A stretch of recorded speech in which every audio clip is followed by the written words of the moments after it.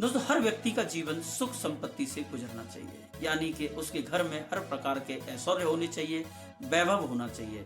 ऐसा व्यक्ति खुद सोचता है, चाहे वो किस प्रकार का भी कर्म कर रहा हो, लेकिन उसका मन में इस प्रकार की धारणा जरूर बनेगी। वो जरूर सोचेगा मेरे घर में ये जरूर होना चाहिए जो मैंने दूसरे के घर में देखा है। इस जगत में भगवान ने 6 प्रकार की माया बनाई है, जो कि अलग अलग रूप में व्यक्ति को मोहित करती रहती है, यानी कि उसे सदमार्ग से अथवा भक्ति के मार्ग से भटकाती रहती हैं। दोस्तों, उसके विषय में श्रीमद् भागवत में बहुत अच्छा जिक्र दिया गया है।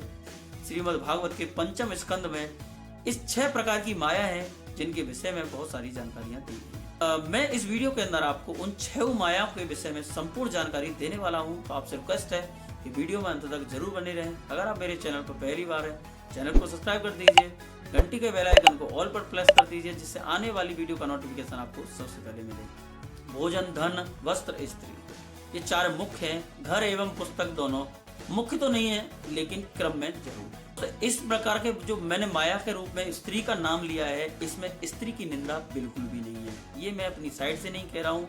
इस प्रकार का जिक्र श्रीमद् भागवत के 5वें स्कंद में बताया गया है। पिछली वीडियो में बताया था, भरत मुनि जो थे, उन्होंने सब कुछ त्याग करके वैराग्य धारण किया था।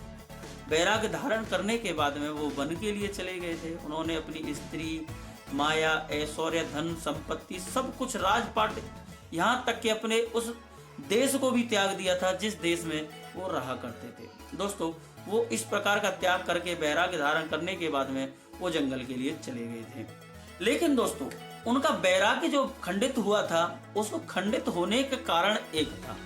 खंडित होने का कारण ये था कि वन में भरत मुनि का मृगवाल से स्नेह हो गया था। इसी कारण उनका वैराग्य खंडित हुआ था और इसी कारण से उन्हें मृग योनि में जन्म भी लेना पड़ा था।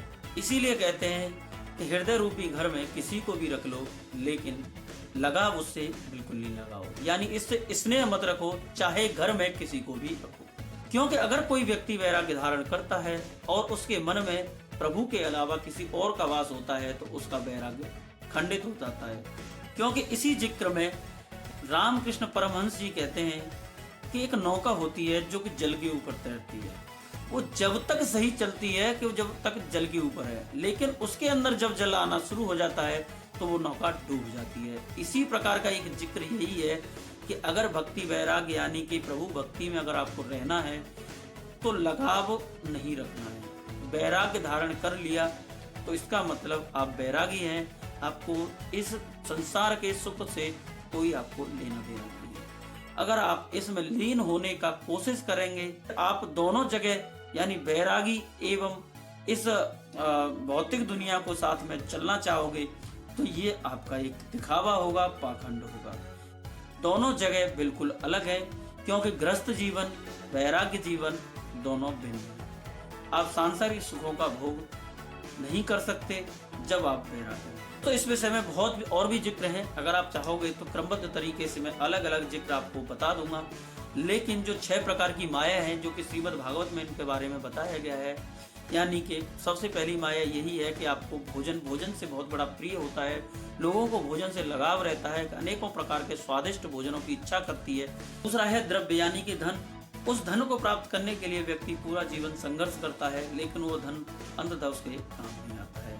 तीसरा है वस्त्र। आजकल के लोक नीति में यानी कि इस परिवेश में आप देखते होंगे कि अनेकों धन संपत्ति जो कि मेहनत से कमाई जाती है, उसे दिखावे के रूप में वस्त्रों पर खर्च किया जाता है, जबकि आप उस पैसे का सदुपयोग दूसरे अन्य पुण्य कार्य में कर सकते हैं। जबकि व्यक्ति को तन ढकने के लिए जितना कपड़ा आपको चाहिए वो आसानी से आपको कुछ ही धन में आपको मिल जाएगा। चौथा है स्त्री। कोई ऐसा उनकी निंदा नहीं है, लेकिन उनके विषय में इस प्रकार का बताया गया है कि लोग वैराग्य धारण करते हैं, उन्हें स्त्री मोह नहीं रखना चाहिए, यानी कि वासना मोह नहीं रखना चाहिए। 5वां है घर मकान। जिसे व्यक्ति आजकल बहुत पैसा खर्च करते हैं, जो अनेकों प्रकार के गलत कर्म करने के बाद उस धन को अर्जित करने के बाद में बहुत से लोग सदकर्म से भी पैसा अर्जित करने के बाद बहुत अच्छा घर बनाते हैं दिखावे के लिए।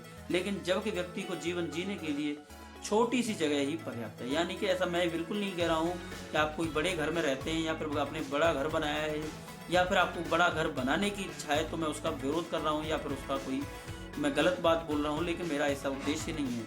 और सबसे बड़ा है लास्ट का पुस्तक। पुस्तकों से प्रेम मोहित माया अवश्य है, और ये इस बात को बता रहे हैं, स्कंद पुराण में भी है, और स्कंद पुराण भी अगर देखा जाए तो एक पुस्तकान रूप में भी है। लेकिन पुस्तकों से प्रेम होना चाहिए, लेकिन उसमें माया नहीं होनी चाहिए। यानी पुस्तकों को पढ़ने के बाद में धन अर्जन करने की कोशिश नहीं होनी चाहिए। पुस्तकों बेचने से, पुस्तक जो होती है वो एक पढ़ने के उद्देश्य से होती है, व्यापार के उद्देश्य से नहीं होती है।